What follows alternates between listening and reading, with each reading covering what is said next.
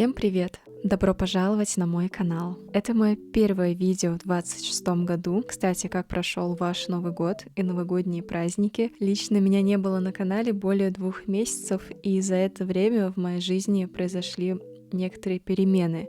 Одни из них — переезд, небольшой ремонт и обустройство нового рабочего места. С последним я как раз и захотела поделиться с вами.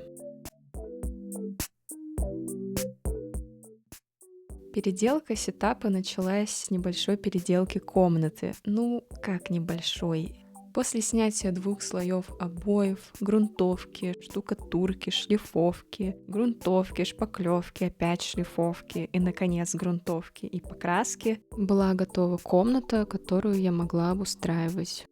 Моей небольшой мечтой было иметь стол вот такой формы. Именно не угловой, а чтобы это было как 2 рабочих места. Один стол для работы с компьютером, а другой для творчества, например. Чтобы один был продолжением другого, и вместе они образовывали такое единое пространство.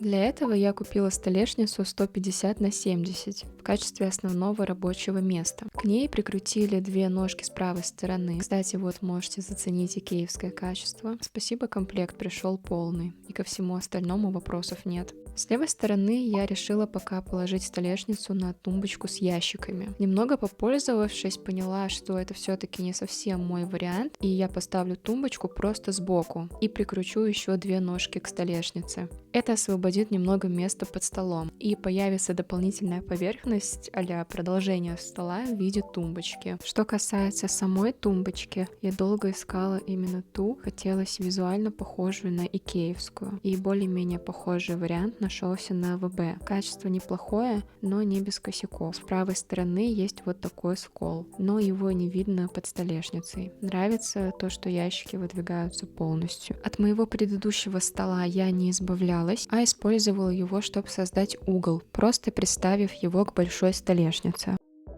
Наконец-то я могу делать дырки в стене, и это не заставило себя долго ждать. Как видите, над столом появилась полочка, которая далась нам очень нелегко, и все из-за арматуры в стене. Сама по себе полка крепкая, как можете видеть по креплению. Единственный минус — моя пришла с браком, но я повесила так, что он находится сверху, и я никогда не буду его видеть. В остальном результатом я довольна.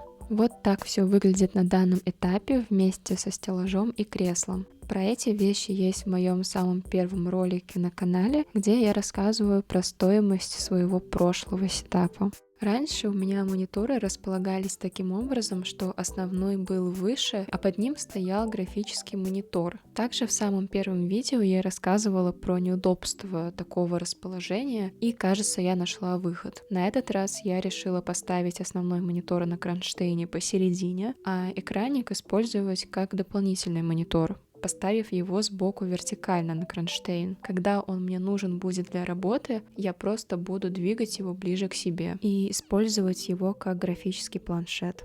Я обыскала все маркетплейсы в поисках того самого кронштейна. В итоге остановилась на Ancron G100. Из плюсов — гибкий газлифт, а он мне необходим, так как буду часто двигать экран к себе, вращать и поворачивать в разные стороны, и это должно даваться без особых усилий. Также это один из немногих кронштейнов, которые выдвигаются вперед на 60 сантиметров. Так как глубина стола у меня теперь 70, я отталкивалась именно от тех, что выдвигаются минимум на 60 сантиметров. Если бы не этот критерий, взяла бы G80, он на несколько тысяч дешевле.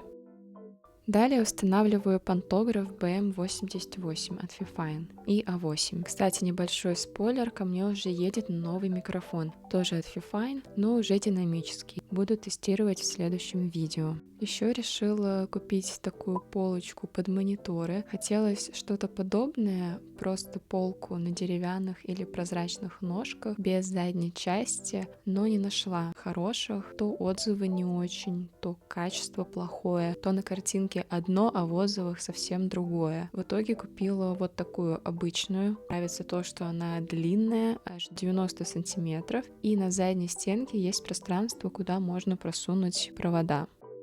Займемся немного кабель-менеджментом. Для этого я буду использовать органайзер для проводов, различные стяжки и держатели. Сначала я прячу все провода от мониторов в специальный отсек в кронштейне. Потом устанавливаю органайзер для проводов и сетевого фильтра. Я также купила новый сетевой фильтр на 3 метра, так как мой старый не дотягивался до розетки. Сам органайзер сделан из стали с простой установкой на струбцину. Также в комплекте положили ремешки для кабельной стяжки. Собираю его и закрепляю на столешнице. Сетевой фильтр я дополнительно приклеила двусторонним скотчем к органайзеру для надежности. Далее я просто сворачиваю все провода и аккуратно укладываю их. Осталось добавить последние штрихи в виде лампы на монитор, колонок, штор и остального декора. И вот какой результат у меня получился.